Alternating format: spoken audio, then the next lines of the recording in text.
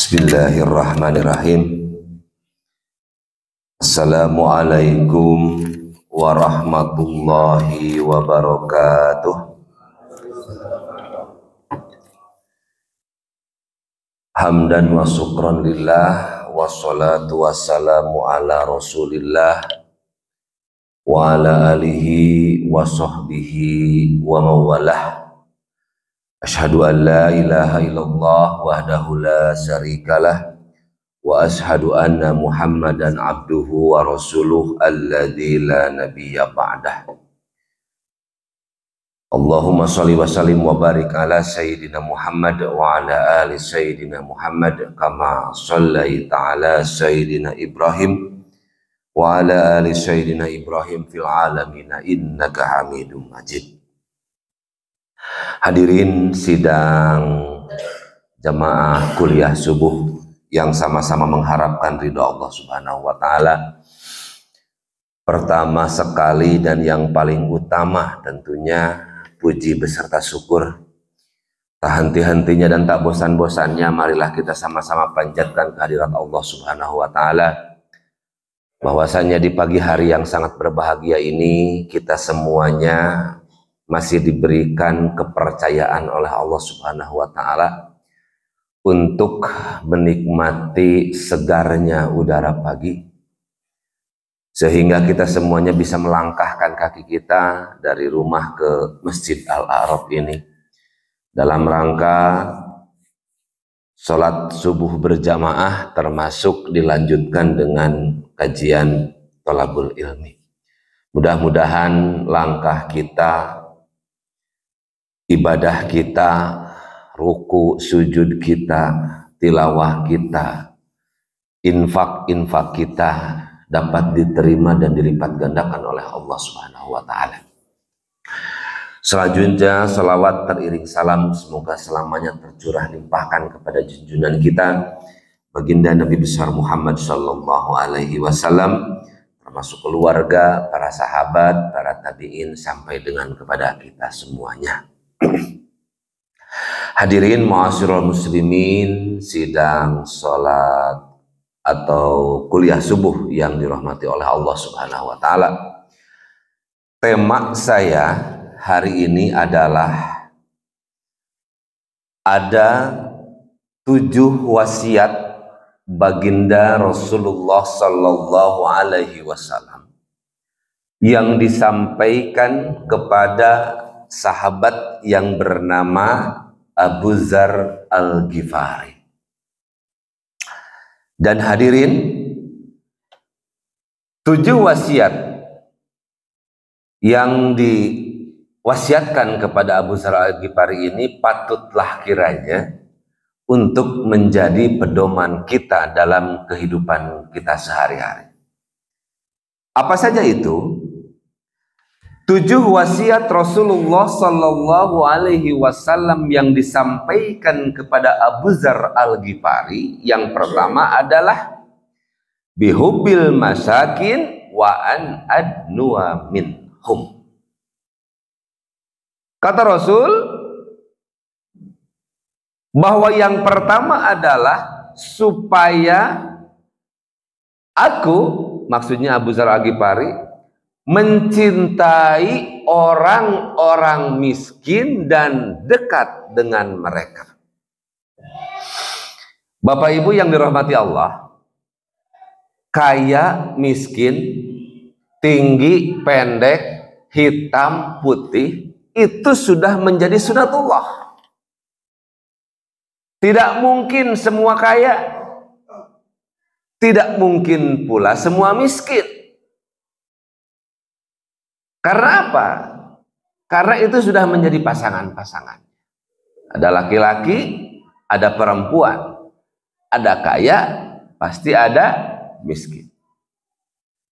Nah, wasiat yang pertama ini ditujukan kepada kita untuk cinta mika nyaah, mika resep, mika yungyun, naon deui? Ngadeketan orang-orang miskin. Maksud mencintai dan mendekati di sini adalah kita kudu nyaah. Kita kudu nyaahan, dedehan, bageran, kasaha, kanu miskin. Atau garis miring di kita mah disebut juga miskin itu golek mah. Golongan ekonomi lemah. Ai disebut miskin bisi kasar teuing. Rada halus mengesan lah, golongan ekonomi lemah. Jadi kalau ada saudara kita, teman kita, tetangga kita yang secara ekonominya mungkin kurang beruntung dari kita, cintai Pak, sayangi, dan deketan, ulah malah dijauhan. Ngan terkadang di kita lupa urang sok poho ari jelema miskin diantep, ari jelema anu beunghar justru ku urang dielu-elukeun. Contoh, bapak atau ibu kedatangan salah satu pejabat, bupati misalnya, atau gubernur misalnya, bangga tuh, sangat bangga, bahkan dipoto, cepret dipoto, jadikan SW, status WhatsApp. Halo guys, sedang bersama Bapak Bupati misalnya, atau sedang bersama Bapak Gubernur misalnya, bangga Pak. Timimiti aya informasi reka datangan gubernur, bebersih imah nagenan 7.7 beting tah. Lantaran naon? Rek datang gubernur. Rek datang gubernur teh jam 10 berang, ibu jam 5 geus dan beak satakar kebek. Lantaran naon? Lantaran rek datang Bapak Gubernur. Tapi ketika datang orang miskin, tok tok tok, assalamualaikum Bapak Ibu, abdi teu acan tuang, manawi aya sasiereun sabeunyereun, manawi aya saperak dua perak, mamanawianan ieu mah. Mudah-mudahan abdi tiasa tuang dinten ieu. Cek jalma miskin. Kumaha kira-kira reaksi Bapak dan Ibu? Aya teu rasa bangga, aya teu rasa cinta, sugan dipoto gitu, cepret, sedang bersama orang miskin. Kirimkeun jadi status WhatsApp. Pernah? Asa jarang. Lantaran naon? Lantaran orang teu nganggap penting ke orang miskin. Padahal Pak Bu, ketika orang miskin itu datang kepada kita, meminta sesuatu, meminta makan kepada kita, kemudian kita kasih, setelah kita kasih kemudian air matanya keluar dan mendoakan kepada kita semuanya, insya Allah doa kita nu bakal makbul. Jarang di urang mah teu bangga ieu kadatangan jelema miskin teu. Bangga keneh kadatangan pejabat, bangga keneh kadatangan jelema beunghar.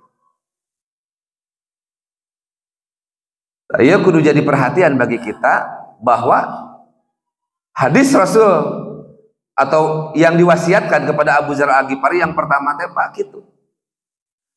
Kudu nyaah, kudu cinta, kudu deket. Tanya jelema miskin teh Pak, cep, jang, neng, teh, tos tuang teu acan, gaduh bekal teu. Tanya, jangan sampai kita nauzubillahi min dzalik, terkadang kita masuk pokoknya, boga babaturan, boga keluarga, boga tetangga miskin, ori urang mah dahar oge satakar kebek, tetangga kiceup, urang meuli duren, tetangga teh hayang eta duren, tapi dah teu boga duit jangan meulina, kiceup. Dipurak hareupeun anak suga nawaran boro-boro kamere mah teu kahade. Eta nu kahiji Bu, Pak. Jadi saur Rasul wasiat anu disampaikan ke Abu Dzar Al-Ghifari itu bihubbil masakit wa an adnuwa minhum, sing resep, sing nyaah, sing deket ka jalma miskin. Hiji. Kedua, wa an anzura ila man huwa asfalu minni. Beliau memerintahkan aku agar aku melihat kepada orang yang lebih rendah. Maksudnya lebih rendah teh dalam hal urusan dunia. Dan tidak melihat kepada orang yang di atasnya. Muncul bahasa orang mah tungkul. Naon tungkul teh Bu, Pak? Menunduk. Lantaran naon, Pak? Lamun urang tanggah, naon tanggah teh? Ningali ka luhur. Moal aya rasa syukur. Moal. Contoh kieu, Pak, Bu. Cek anu teu bogana naon, sigana lamun boga sapeda enak beureunanan teu kudu leumpang. Cek anu boga sapeda, enak meureun lamun boga motor. Ka mana-mana moal capek. Cek nu boga motor, enak sigana lamun boga mobil. Ka mana-mana ieuh moal kahujanan, moal kapanasan. Cek nu boga mobil, enak sigana lamun boga pesawat pribadi, ka mana-mana moal macet. Terus, Pak, Bu, lamun urang tanggah, naon tanggah teh? Nya tanggah ningali ka luhur. Moal beakna, moal aya beakna. Pak, Bu, selama kita belum disumpal dengan tanah merah, garis miring maut, moal eureun-eureun ka hayang mah. Sok, Bapak dan Ibu, sigana, lamun ditawaran rumah di Sumarekon, mending milih mana, Pak? Mending di Permata Biru, mending di Sumarekon. Sigana, asa mending milih di Sumarekon. Geus boga imah di Sumarekon, enak sigana lamun boga apartemen. Terus, jadi moal aya rasa syukur. Tapi lamun orang tungkul dalam urusan dunia pasti akan ada rasa syukur. Cek anu boga pesawat, alhamdulillah ya Allah, saya punya pesawat pribadi. Kemana-mana saya mah tidak pernah bertemu dengan yang namanya macet. Lantaran kemana-mana saya mah pakai pesawat, jalur atas, jalur udara. Cek anu boga mobil, ya Allah, alhamdulillah abdi mah mobil butut-butut wae magaduh. Kamana-mana teu kapanasan, teu kahujanan. Tuh batur magening masih keneh boga motor.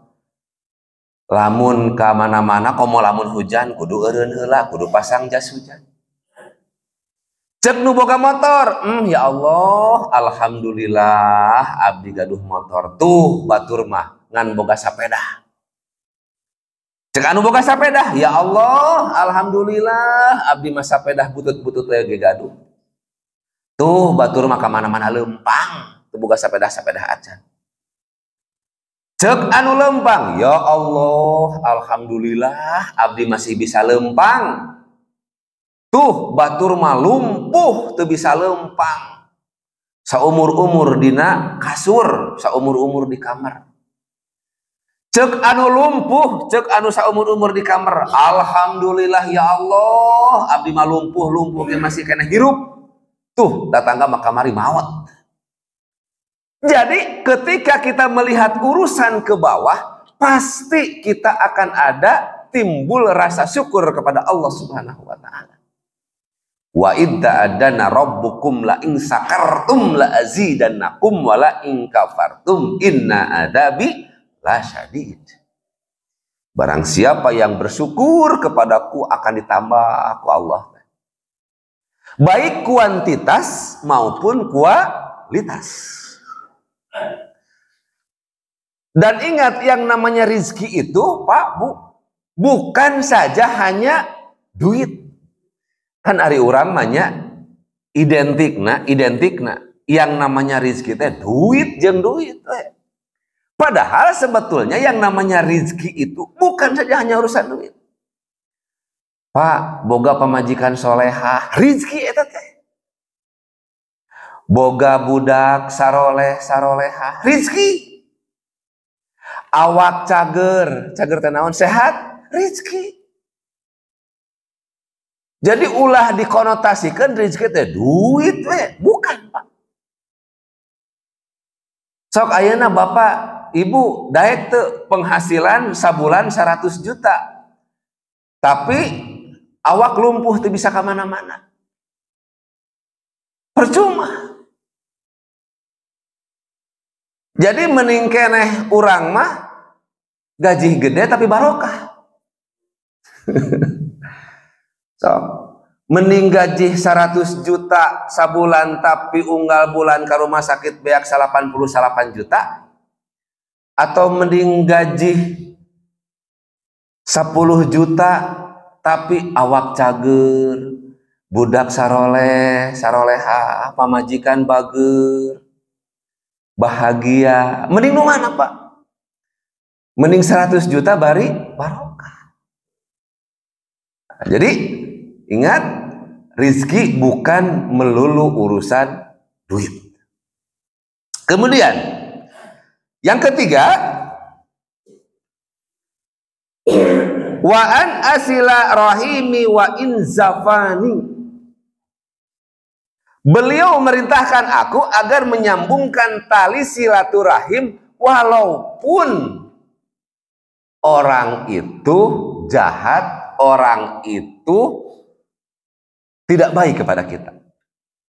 Pak, Bu, lamun bapak ibu baik kepada orang yang baik, teu aneh, wajar. Tapi bapak atau ibu baik kepada orang yang jahat kepada kita, nah itu yang luar biasa. Ibu bager kata tangga anu sok merean oseng kangkung ke ibu. Terus ku ibu di bageran, wajar Bu, lantaran naon? Sok merean oseng kangkung. Tapi ketika tetangga ibu, misalnya, insya Allah di Permata Biru mamual aya, tetangga ibu teh jahat teh ka ibu. Hayuh ngomongkeun. Geus ngomongkeun teh nyinyir deui. Naon nyinyir teh? Teresepan nyinyir teh. Terus lamun misalkan aya naon teu kaopan. Aya sampah saeutik ka imahna nyarekan. Lamun aya budakna asup ka imah dicekek misalnya. Jahat lah ka ibu teh. Terus ibu teh baik, berlaku baik kepada orang itu. Nah, itu yang luar biasa. Ingat kisah Rasul ketika beliau diciduhan ku salah satu Arab Baduy, kemudian anu sok nyiduhanna eta sakit, gering.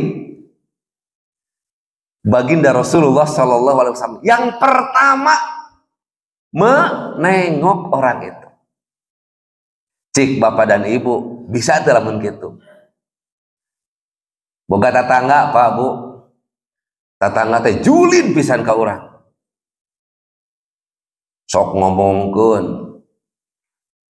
sok curak carek, urang meuli TV baeud, urang meuli motor baeud,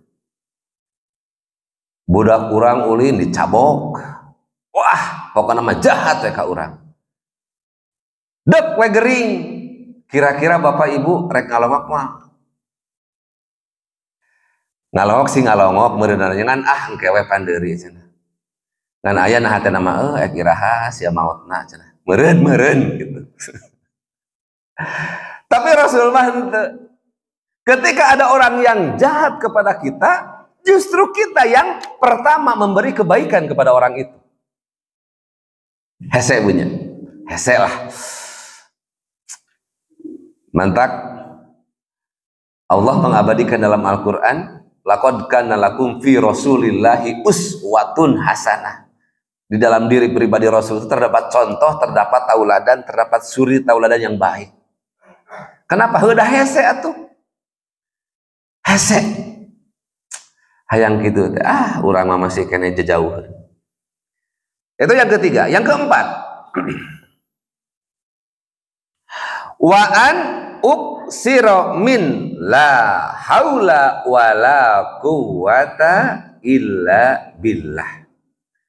Rasulullah Shallallahu Alaihi Wasallam menganjurkan kepadaku, kata Abu Dzar Al-Ghifari, untuk memperbanyak ucapan la haula wala quwata illa billah. Kenapa ucapan ini begitu istimewa? Karena ucapan la haula wala quwata illa billah sebagai bukti bahwa kita itu kecil. Urang teh eueuh nanaonan di hadapan Allah teh. Nah habat kitu, da urang usik diusikeun ku Allah. Malik dimalikeun ku Allah. Hirup dihirupkeun ku Allah. Maut dimautkeun ku Allah. Sepintar apapun kita, seperkasa apapun kita, sekuat apapun kita, teu bisa nanaon.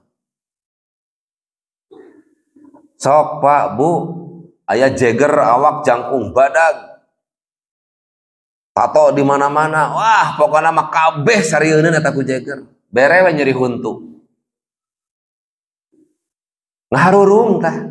Ini bukti bahwa urang eueuh nanaonan di hadapan Allah teh. Kita itu di hadapan Allah tidak ada apa-apanya. Makanya ucapan la haula wala quwata illa billah itu sebagai bukti bahwa kita itu kecil, kita itu lemah, kita itu tidak ada apa-apanya di hadapan Allah Subhanahu wa ta'ala. Yang kelima, wa an atakallama bimurril haqq. Aku diperintahkan untuk mengatakan kebenaran walaupun pahit. Saur Abu Dzar Al-Ghifari. Jadi Pak, Bu, memang terkadang yang namanya kebenaran itu, yang namanya hak itu, ketika mau disampaikan itu rada cadel. Naon cadel tanya? Rada bingung. Contoh, ibu boga babaturan, eta babaturan teh kamana-mana ngan resepna teh ngomongkeun batur we ngupat jeung ngupat. Ka warung ngomongkeun batur, di jalan ngomongkeun batur. Ibu teh apal bahwa ngupat teh, bahwa ngomongkeun batur teh eta teh pagawean goreng, pagawean dosa. Tapi eta babaturan sok ngomongkeun batur teh ka mana-mana, sok botram bareng, sok jalan-jalan bareng, ka aljabar bareng, sok merean angeun kacang, bager pisan.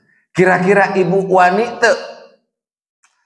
Bu, punten lah atuh da aing ngomongkeun batur teh, aing ngomong aing ngupat teh eta teh teu kenging dosa. Cik kira-kira ibu wani teu?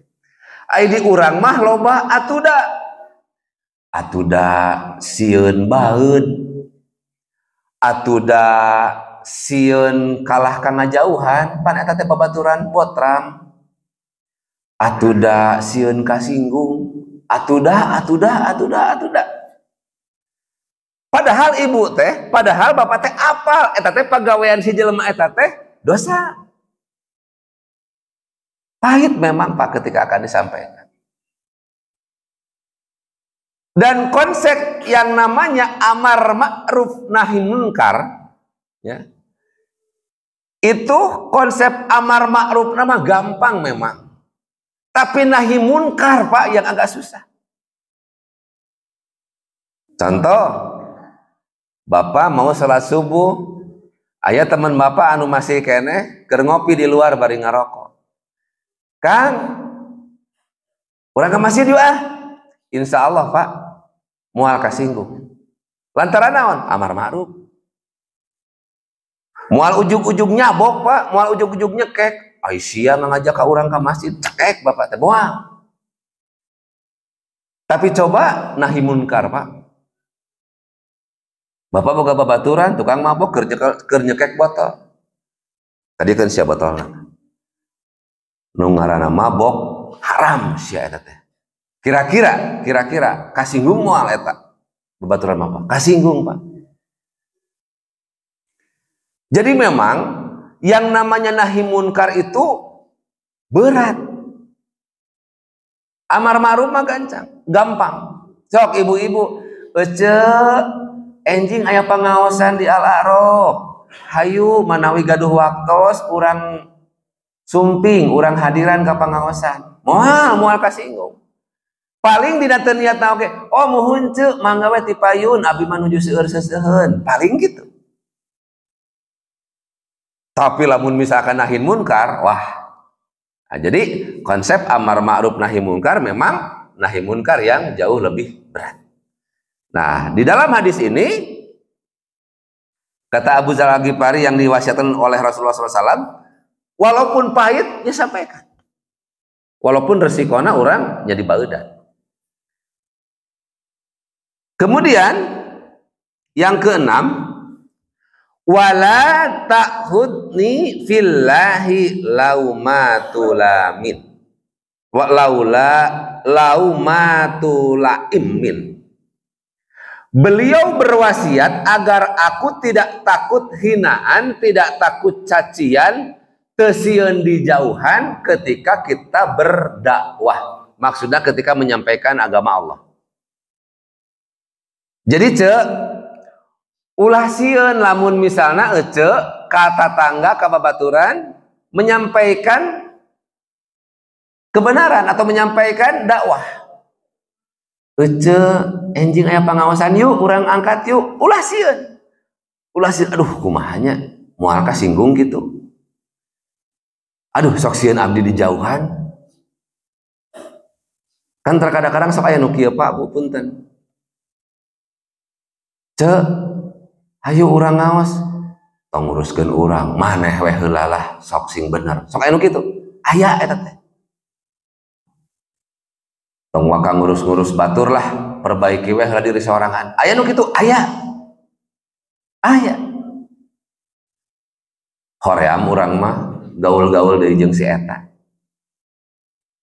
Sok ngajak ka pangaosan si eta mah, hoream. Aya nu kitu, aya. Tah, ibu, bapak, tong sieun dihina, tong sieun dicaci, tong sieun dijauhan. Dicaci dijauhan mah Pak, Bu, dibandingkeun jeung tantangan dakwah Rasul, can aya naon. Kanjeng Rasul mah dugikeun ka dilempari ku batu, dugikeun ka berdarah rarainana teh. Kemudian dikasih kotoran onta. Urang mah moal aya nepi ka kitu mah. Paling banter di baeudan, paling banter di jauhan. Ketika dibandingkeun jeung dakwah Rasul, can aya nanaonna, jauh. Makanya jangan pernah takut cacian, jangan pernah takut hinaan, jangan pernah takut dijauhi oleh mungkin teman kita, mungkin tetangga kita atau siapapun itu ketika kita menyampaikan agama Allah. Selama kita yakin bahwa itu adalah kebenaran yang bersumber dari Al-Quran dan Al-Hadis, sok dugikeun, sampaikan dengan cara yang ma'ruf, dengan cara yang baik. Dan yang terakhir, hadirin mu'asyiral muslimin rahimakumullah, yang ke-7, wa an la as'alan nasa say'an. Nah, ini berkaitan dengan hate orang. Beliau melarang aku agar tidak meminta sesuatu apapun kepada manusia. Maksudnya begini Pak, Bu. Ulah berharap, ulah minta selain Allah. Naon sababna? Pasti kecewa. Ibu nyuhunkeun artos kacaroge ibu 10 juta ngan dibere 4 juta. Kecewa? Kecewa. Bapak boga dulur beunghar, boga dulur loba duit, cek bapak teh, cek atulah ngeclok heula 100 juta weh, rek naon? Rek ngarenovasi rumah. Bapak minta ngeclokna 100 juta ngan dibere 5 juta, padahal beunghar eta dulur bapak teh. Kecewa? Kecewa. Tapi lamun kita meminta, memohon, berharap hanya kepada yang serba maha, yang betul-betul memang harus kita naon di puntangan teh, itu pasti kita akan yakin dan tidak akan pernah kecewa. Contoh, punten, bapak-bapak bersandar, nyarande teh bersandar, yakin teh Pak, merasa nyaman teh? Nyaman. Merasa aman? Aman. Kenapa? Karena bapak yakin tembok ieu, tembok anu disarandean ku bapak kuat. Tapi lamun bapak bersandar, nyarande ai bersandar teh. Lamun bapak nyarande di kursi anu rayon, naon rayon teh? Nya tidak kuat. Kira-kira bapak merasa aman? Moal. Lantaran naon? Lantaran bapak apal ieu teh kursi teh rayon. Lamun disarandean kemungkinan besar runtuh.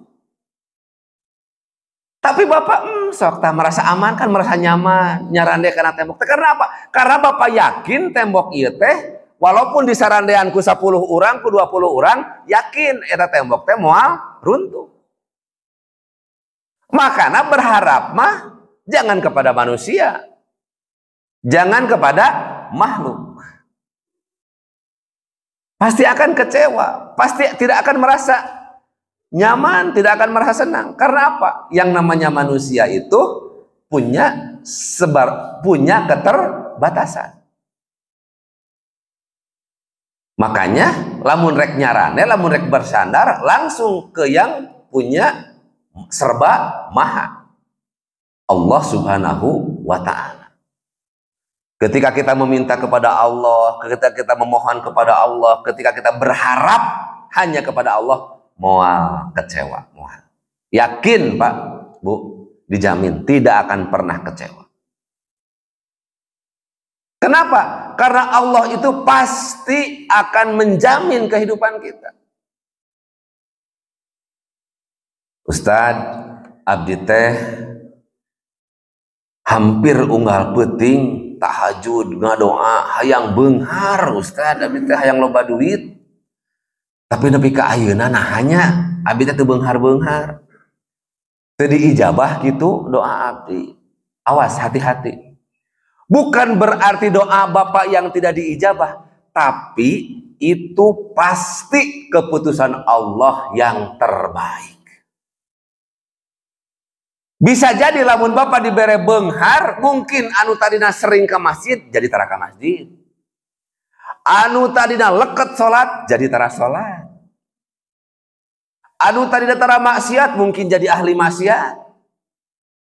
Kenapa? Allah yang paling tahu. Jadi jangan pernah suuzon ke Allah. Kan orang kadang-kadang sok di luar ekspektasinya Pak. Naon ekspektasi teh? Harapan. Dapat lamun orang sesuai ekspektasi, lamun sesuai kahayang orang, atuh Pak hese. Dan Allah Maha tahu segalanya.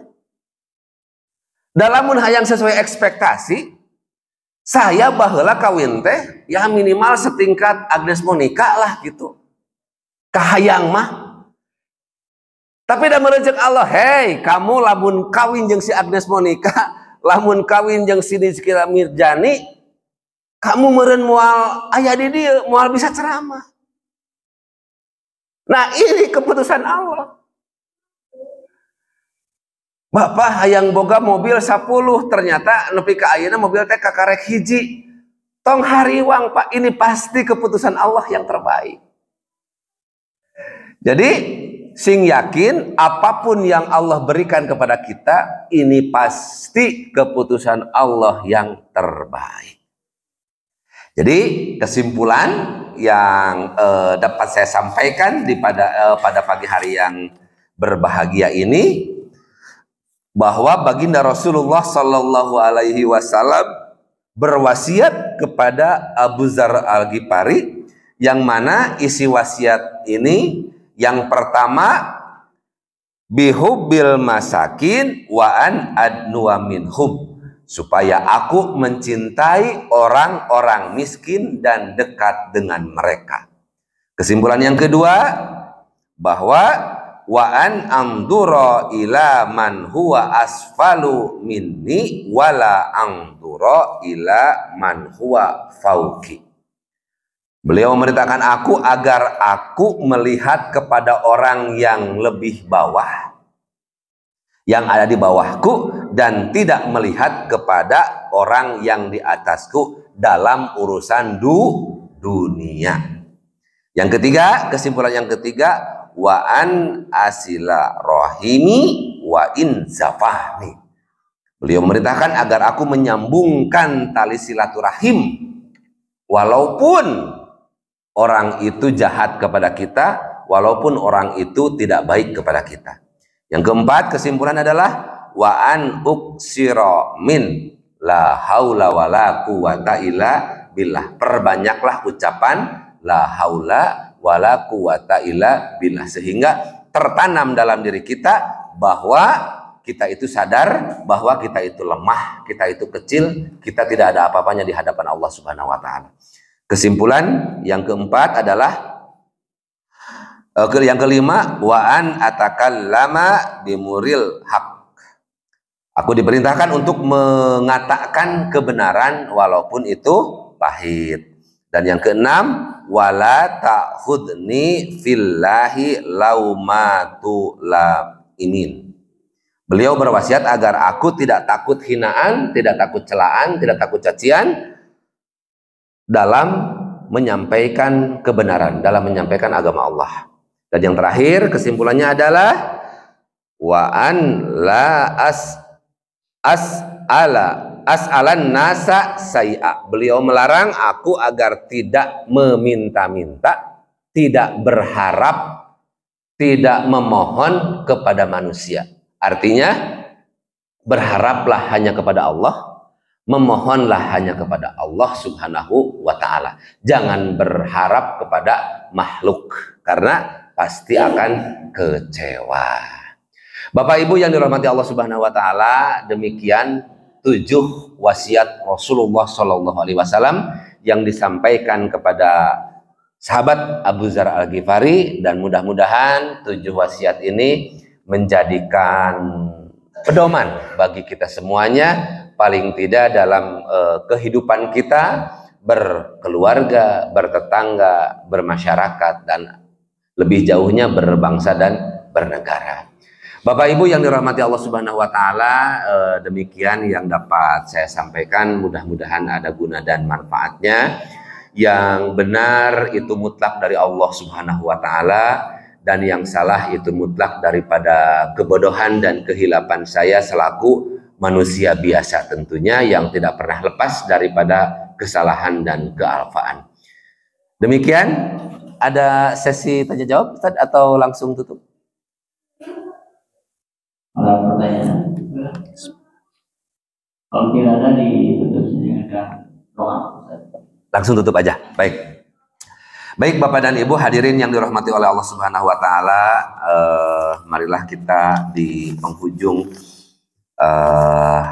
kajian ini kita sama-sama memohon, kita sama-sama berharap hanya kepada Allah Subhanahu wa taala. Mudah-mudahan segala apa-apa yang kita cita-citakan, apa-apa yang kita inginkan, apa-apa yang kita harapkan, mudah-mudahan dapat dikabul oleh Allah Subhanahu wa taala. Amin ya Allah ya rabbal alamin. Astaghfirullahaladzim, astaghfirullahaladzim, astaghfirullahaladzim, alladzi la ilaha illa huwal hayyul qayyum wa atubu ilaih. Innallaha wa malaikatahu yusholluna 'alan nabi ya ayyuhalladzina amanu shallu 'alaihi wa sallimu taslima. Allahumma gfir lil muslimin wal muslimat wal mu'minin wal mu'minat al ahya'i minhum wal amwat innaka sami'un qaribun mujibu da'wat wa yaqdi al hajat. Allahumma inna nas'aluka ridhaka wal jannah wa na'udzubika min sakhatika wan nar. Allahumma innaka afuwun karim tuhibbul afwa fa'fu anna ya karim. Rabbana dhalamna anfusana wa illam taghfir lana wa tarhamna lanakunanna minal khasirin.